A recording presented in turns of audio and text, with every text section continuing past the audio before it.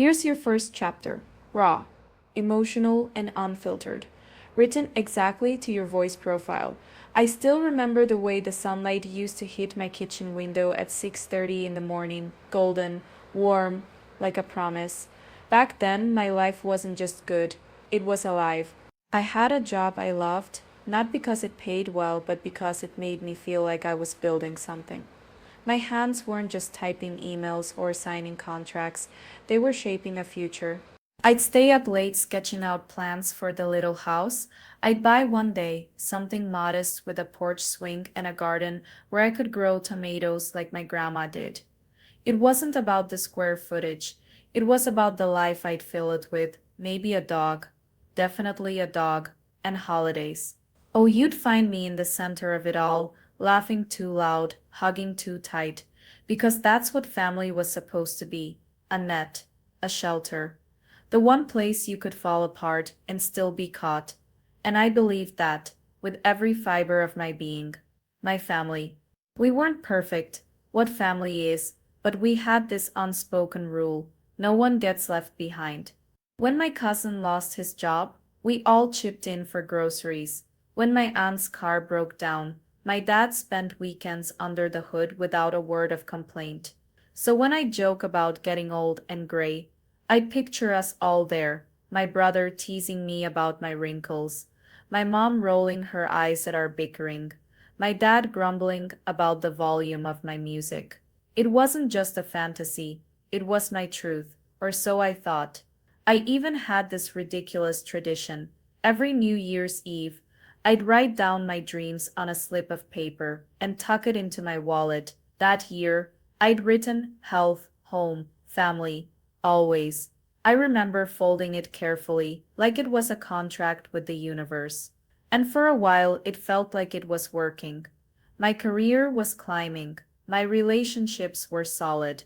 I was happy, but here's the thing about life: it doesn't ask permission before it rips the rug out from under you.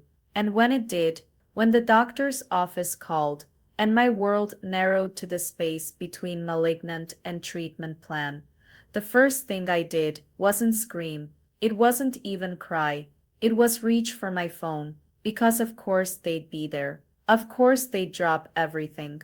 That's what family does. Or so I believed. Now, I want you to sit with that for a second. Close your eyes and ask yourself, who would you call? Not the people who'd send a text or a sad emoji.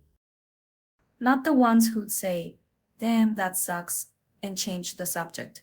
I'm talking about the ones who'd show up at 3 a.m. with bad coffee and a blanket, who'd hold your hand while you puked from chemo, who'd look you in the eye and say, "I've got you." That's who I thought I had. That's who I staked my life on. But life has a cruel sense of humor, and the joke? It was on me. Why this works for your voice profile: emotional and resolute tone. The raw vulnerability, no one gets left behind, contrasts with the underlying steel. That's who I staked my life on. One 10% intimacy. Direct address. Close your eyes and ask yourself. Creates a confessional, personal connection. Intense energy. Short, punchy sentences. It wasn't just good, it was alive. Built momentum toward the conflict. Narrative richness. Sensory details. Sunlight, porch swings, dog plans. Immerse the audience in your world before the fall. Foreshadowing. The repeated belief in family. Of course they'd be there. Sets up the betrayal without spoiling it. Call to action setup. Ends with a question that forces the audience to feel the stakes, priming them for Chapter two's diagnosis. Transition to Chapter 2. The last line, the joke. It was on me. Lands like a gut punch, making the audience need to know what happens next. How the diagnosis shatters disillusion. The emotional whiplash will hook them. I'll never forget the way the world just stopped the moment the doctor said the word cancer. It wasn't like in the movies. No dramatic gasp, no slow motion collapse. It was worse. It was the way my breath caught in my throat, the way my fingers went numb around the edge of that cold exam table, the way the fluorescent lights above me suddenly felt like spotlights in an interrogation room. My name was called, my chart was closed, and just like that, I was handed a death sentence wrapped in medical jargon. Stage 3. Aggressive treatment starts immediately. The words blurred together, but one phrase cut through the fog like a knife. You're going to need support. I remember sitting in my car afterward, gripping the steering wheel so hard my knuckles turned white, my vision swimming with tears. I refused to let fall, because if I started crying, I wasn't sure I'd ever stop. My mind raced, chemotherapy, surgery, bills, survival. But beneath it all, one thought pulsed like a lifeline. My family will help me. They had to. This wasn't just some bad luck or a rough patch. This was my life hanging in the balance. I pictured my mother's hands, the way she'd always smooth my hair when I was sick as a child. I heard my father's voice, deep and steady, telling me we'd figure it out. I even thought of my brother, the golden child, the one who always got the breaks, but blood was blood, right? In that moment, I needed to believe they'd catch me, so I did what anyone would do. I reached for my phone. My fingers trembled as I typed out the message, careful to keep my tone calm, strong. I need to talk to you all. It's serious. I hit send before I could second guess myself. Then I waited, and in that silence, the reality of what I was facing crashed over me like a wave. This wasn't just about money or treatments or survival rates. This was about looking into the faces of the people who were supposed to love me unconditionally and asking them to choose me, to prove that when the world was burning down around me, they'd be the ones holding the hose. Little did I know, they were already turning their backs. But that's a story for another chapter. Here's what I want you to understand right now. When your life is on the line, you find out very quickly who's willing to fight for you and who's just waiting for you to lose. And let me tell you something, the people who walk away, they don't deserve a single second of your regret. Because the moment you realize you're stronger alone than you ever were with them, that's when you start living, not just surviving. So if you're sitting there today, feeling like the world has left you to drown, listen to me. You are not defined by their abandonment. You are defined by what you do next. And honey, your next chapter. It starts right now. When the doctor's words still echoed in my head, malignant, aggressive treatment now. I did what anyone would do. I reached for the phone, my fingers trembling as I dialed my mother's number. My voice cracked before I could even speak, but I forced the words out, Mom, it's cancer. The silence on the other end was so thick I could feel it pressing against my chest. Then, a shaky breath. Oh, baby, that was all it took for me to break. I sobbed into the phone, clutching at the hope that this unbearable weight would finally be something we faced together. I told her the cost of treatment, the timeline, the fear gnawing at me like a second disease. We'll figure it out, she promised. We always do. So I believed her. I called my father next, my voice steadier this time, laced with the desperate optimism of someone who's just been thrown a lifeline. I laid it all out. The chemotherapy, the surgeries, the $20,000 standing between me and survival, not just as my father, but as the man who taught me to fight. He cleared his throat, the way he always did when emotions threatened to spill over. You know we've got you, he said. Let me talk to your mother. We'll make it right. I hung up, wiping my tears, already imagining the way they'd rally, the fundraisers, the shared sacrifices, the way my brother would step up, because that's what family does. But the calls that followed were different. Each conversation became a masterclass in deflection. The market's rough right now, my father muttered, when I asked for an update. We're looking into options, my mother said, her voice tight, distant. I'd catch the hesitation in their words, the way they changed the subject. How are you feeling today? As if my answer would somehow make the financial reality disappear. I told myself they were just stressed, that the money would come. So I kept asking, my pride dissolving with every plea. Please. I remember whispering during one late night call, my body racked with pain from the first round of chemo. I just need to know you're trying. The pause that followed was long enough to shatter me. We are, my mother said finally.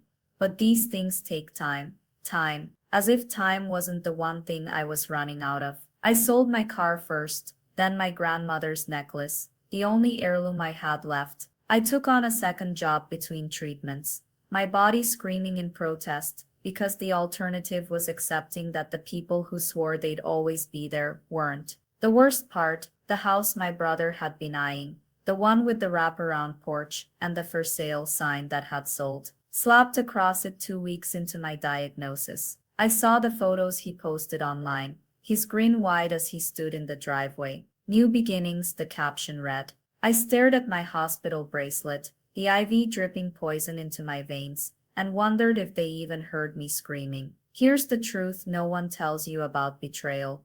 It doesn't always come with a slamming door or a raised voice. Sometimes it's the quiet, the way your calls go unreturned, the way your pain becomes an inconvenience, the way they choose brick and mortar over your bones.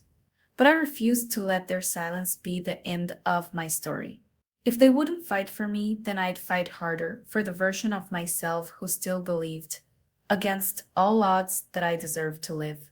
And when the day came that they needed me, oh, they'd learn the weight of the words they never said. So ask yourself, when the world turns its back, who will you become? Will you crumble, or will you rise, scarred but unbroken, and build a legacy so bright their shadows can't touch it? That's the choice that defines you. The day the floor collapsed beneath me, I remember the exact moment my world split in two. It was a Tuesday, one of those crisp sunlit afternoons where the air feels too bright, too alive, like the universe itself is mocking you for not being able to breathe it in the same way anymore. I was sitting on the edge of my hospital bed, the sterile smell of antiseptic clinging to my skin, my fingers trembling around the phone as I scrolled through the messages my cousin had just sent. Photos. Their photos. Not of me, bald and hollow-cheeked in a chemotherapy chair, but of my brother, grinning, keys in hand, standing in front of a house. A $150,000 house. His house. The one they'd just bought for him. My stomach, twisted like a knife, had been driven into it and turned. Because just 3 days earlier, my mother had looked me in the eye, her eyes, the ones that used to soften when I scraped my knee as a child, and said, right now just isn't a good time, sweetheart. We don't have the money. $20,000. That's all I'd ask for. Not a house, not a gift, a chance. A lifeline to pull me back from the edge of a cliff they didn't even seem to see me dangling from. But there it was, in pixelated glory, the proof, the down payment, the closing papers, the celebration. I don't know what hurt more, the betrayal or the realization that I had been foolish enough to believe they'd choose me. That after all the late-night phone calls where I'd choked back sobs, begging them to see me, they'd still turn their backs. My brother's house had hardwood floors. I had a hospital floor, cold beneath my feet as I paced, trying to outrun the truth. His house had a backyard. I had a body that was fighting to remember how to heal. His house had a future. And me? In that moment, I wasn't sure I did. The worst part, the silence. Not a single one of them called to explain. No texts, no excuses. Just the deafening echo of their absence, louder than any chemotherapy drip, any doctor's warning, any prayer I'd whispered into the dark. They had made their choice, and in that choice, they had told me everything I needed to know. I was not worth the risk. I was not worth the fight. I was the bad timing in their story, but here's what they didn't realize. When you're left with nothing, not even the people who swore they'd catch you, you learn to build your own net. And that day, as I stared at those photos, until my vision blurred, I made a promise to myself I would survive. Not for them, in spite of them, and when the time came, and oh, it would, they would finally understand what it felt like to be the one left, begging for scraps of the love they'd so easily withheld. So tell me, when was the last time you realized the people you trusted most had already walked away? And what did you do when the floor collapsed beneath you? There was a moment, just one, when I stood in the middle of my empty apartment, holding the last photograph of my father and me at my college graduation, and I realized I was truly alone. Not just in the way you feel when no one answers the phone, but in the way that sinks into your bones when you understand no one is coming to save you. The weight of that truth should have crushed me. Instead, it lit a fire so fierce it burned away every doubt.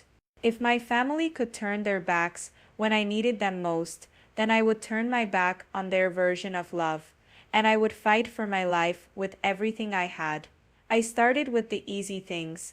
My designer watch, the one I'd saved 3 years for, went first. I remembered the way the sunlight caught its face as I placed it in the buyer's hands, how it felt like handing over a piece of my ambition. Next was my car, the one I'd proudly paid off just months before the diagnosis. I signed the title over with shaking hands, whispering to myself, "This is just metal. You are flesh and bone and will." Then came the harder things. My mother's antique necklace, the one she'd given me when I turned 18, her voice still echoing in my memory. For when you need strength, I sold it for a fraction of its worth, but the real cost was the way my chest ached as I let it go. Books I'd annotated with dreams in the margins, the couch where I'd cried after my first chemotherapy session, even the guitar I'd taught myself to play during sleepless nights. Each item was a chapter of my life, and I was editing them out to write a new one. The loneliness was a living thing. Some nights I'd press my forehead against the cold window of my nearly bare studio, watching strangers walk by, laughing, oblivious. I'd think, what if I disappear right now? Would anyone even notice? But then I'd remember the way the oncologist had looked me in the eye and said, "This fight is yours to win or lose." And something in me would harden. I wasn't just selling possessions, I was shedding the weight of their betrayal. Every dollar I scraped together was a middle finger to the people who'd called my survival bad timing. Every sacrifice was proof that I didn't need their permission to live. I'll never forget the day I walked into the treatment center with the last of the money I'd raised, $20,004 to be exact, and handed it over. The receptionist's eyes widened. "You did this alone." I didn't answer. I didn't have to. The fire in my veins said it all. That was the day I stopped being a victim and became a warrior. And let me tell you something, when you stare death in the face and refuse to blink, you learn what you're really made of. So if you're out there right now feeling abandoned, broken, or like the world has already decided your worth, listen to me. Your survival is not up for debate. Sell the watch, sell the car, sell the damn memories if you have to. But do not let anyone convince you that your life isn't worth fighting for. The people who walk away when the road gets hard, they don't define you. The way you rise does. There was a moment in the middle of my third round of chemo when I realized I didn't even recognize myself anymore. Not just because my hair had fallen out in clumps, though I'll never forget the sound of it hitting the bathroom floor like some cruel slow-motion rain. No, it was deeper than that. It was the way my hands shook when I tried to button my own shirt, how my bones ached like they'd been hollowed out, how every breath felt like swallowing broken glass. The nurses would smile and say, "You're so strong," but strength had nothing to do with it. Survival isn't about strength, it's about stubbornness. It's about looking at the ceiling tiles in that sterile hospital room at 3 a.m., counting the cracks between them like they're lifelines, and whispering to yourself, "One more day."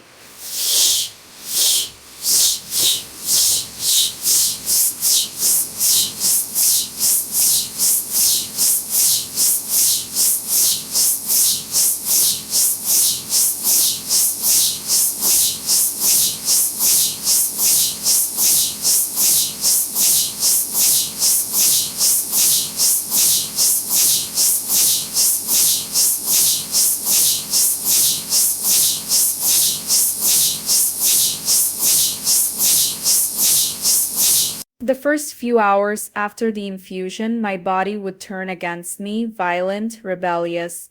I'd lie there, my skin burning from the inside out, my stomach twisting like someone had wrung it dry. The anti-nausea meds only took the edge off, leaving me in this limbo where I was too sick to move, but too aware to escape. And the smell, God, the smell of the hospital, that antiseptic tank mixed with the faint metallic bite of blood and fear. It clung to my clothes, my hair, my skin, long after I left. Some nights I'd wake up gasping, convinced I could still taste the chemo in the back of my throat, like poison lingering on my tongue. But here's the thing. They don't tell you about fighting for your life. The small victories become your religion. The day my white blood cell count ticked up just enough to avoid another delay in treatment, I cried. The first time I managed to eat a full slice of toast without vomiting, I called it a miracle.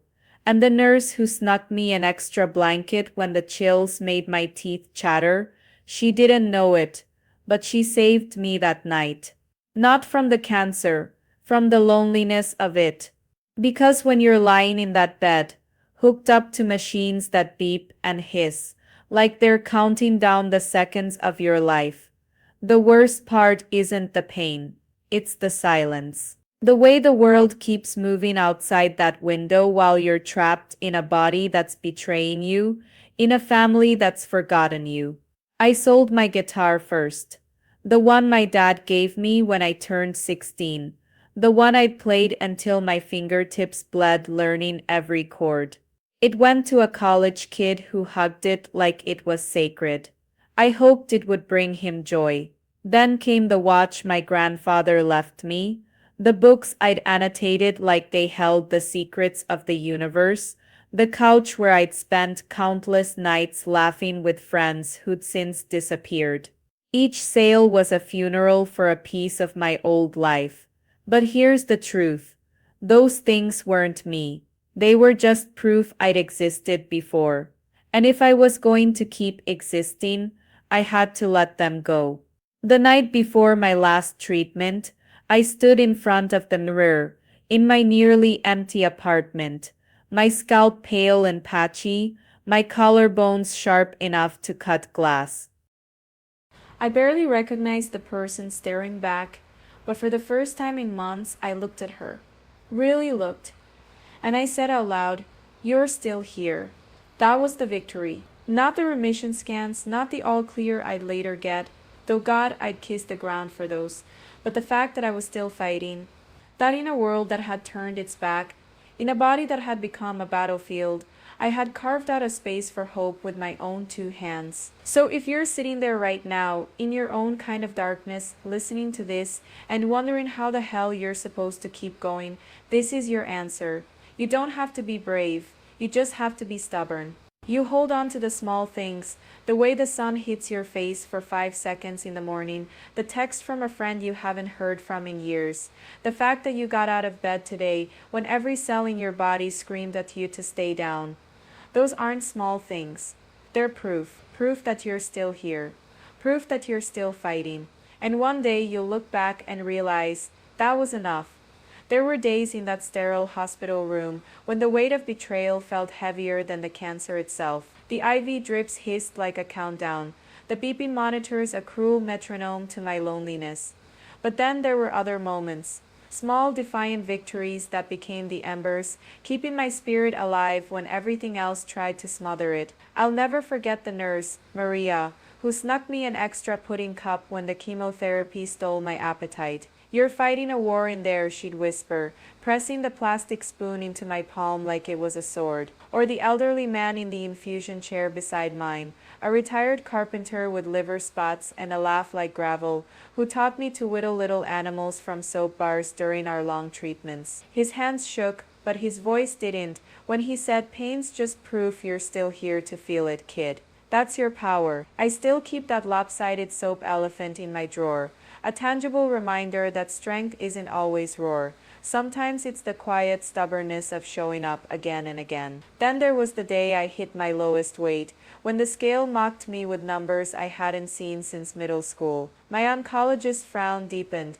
but I smiled. Because that morning, for the first time in weeks, I'd walked to the clinic bathroom without the walker. My legs burned, my vision swam, but I did it.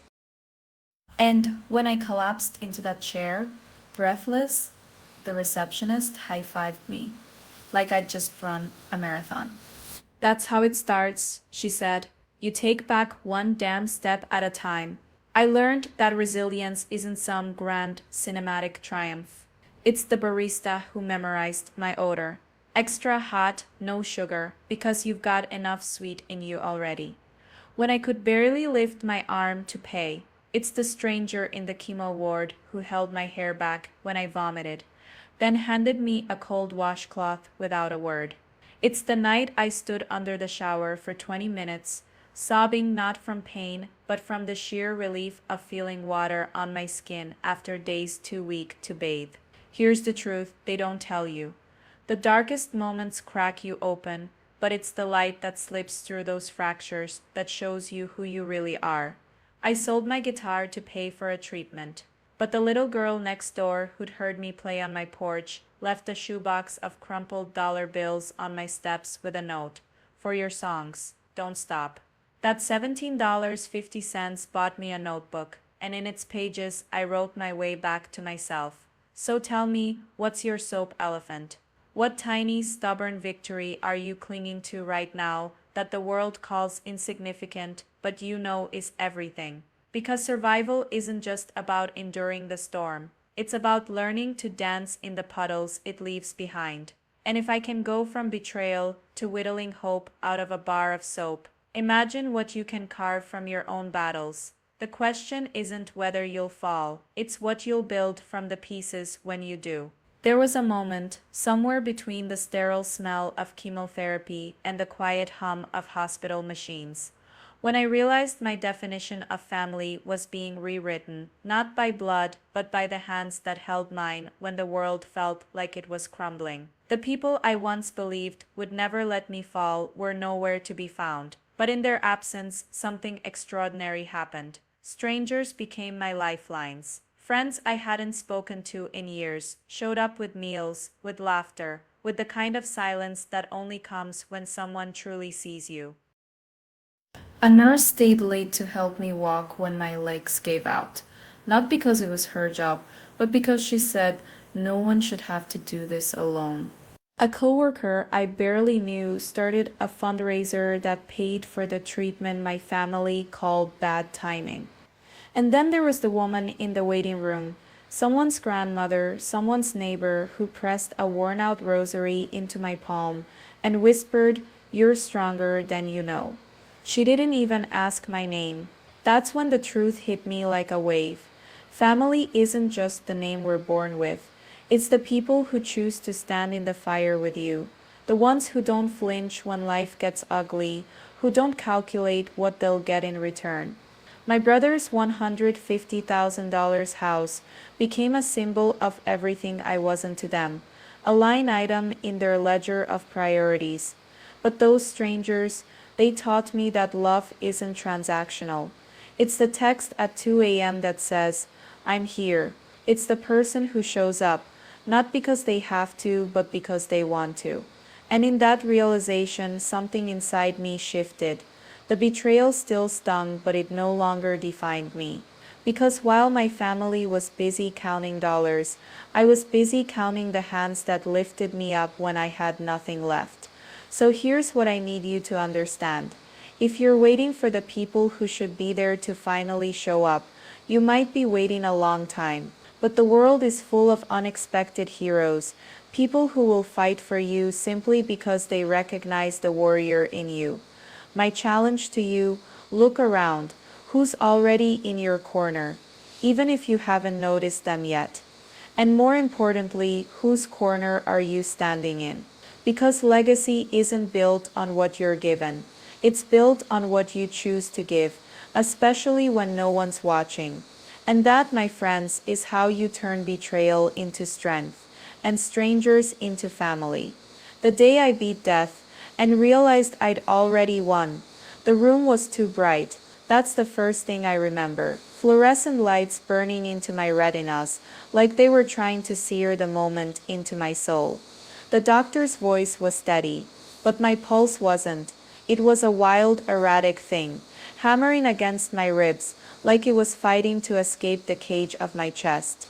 And then three words that shattered the world I'd been living in for the past year. You're in remission, just like that. No fanfare, no choir of angels.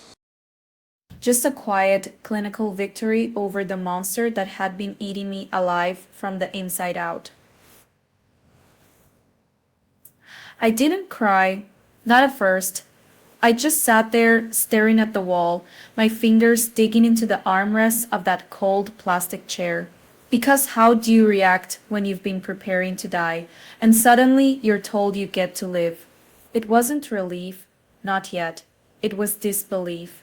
A raw, gaping kind of disbelief, like standing at the edge of a cliff you were sure would kill you, only to find out the fall was just an illusion. My hands shook, my breath came in ragged gasps. And then it hit me. A laugh. A broken, hysterical laugh that bubbled up from somewhere deep and dark, because of course, this was how it happened. Not with my family by my side, not with their hands holding mine, not with their voices whispering, "We're so proud of you." No. I did this alone. I survived alone, and in that moment I realized something even more terrifying than the cancer itself. I didn't need them. I never had. The weight of it nearly knocked me over. This wasn't just about beating a disease. This was about beating everything. The betrayal, the abandonment, the gnawing fear that I wasn't strong enough to make it without the people who were supposed to love me, no matter what. But I had made it. I'd sold my car. I'd drained my savings. I'd begged strangers on the internet for help when my own blood turned their backs. And somehow in the process, I'd built something unshakable inside myself. A resilience so fierce, it scared me. A clarity so sharp, it cut through every lie I'd ever told myself about what I deserved. I walked out of that hospital a different person. Not just because the cancer was gone, but because I was gone. The old me, the one who waited for permission to take up space, the one who thought love was something you had to earn with silence and sacrifice. That version of me died on the operating table. And the woman who stood in her place, she knew her worth. She knew the taste of her own strength. She knew that family isn't just blood. It's the hands that show up when the world is on fire, even if those hands belong to strangers. And she knew with a certainty that burned like a brand, that she would never again let anyone make her feel small for demanding the life she deserved. So if you're sitting there right now, feeling like the world has kicked you to the curb while everyone else gets a free pass, listen to me. The betrayal you're feeling, it's not the end of your story. It's the fire that forges you. The moment they turn away might just be the moment you realize you were never meant to follow. You were meant to lead, to rise, to build a life so unapologetically yours that their refusal to help becomes the greatest gift they never meant to give you. Because when you stand on the other side of hell and you look back at the person you were before, you'll realize the real victory wasn't surviving. It was becoming someone they'll never understand. And that, my friend, is the legacy that outlasts every dollar, every house, every hollow "I'm sorry" they'll never say. Now go build yours.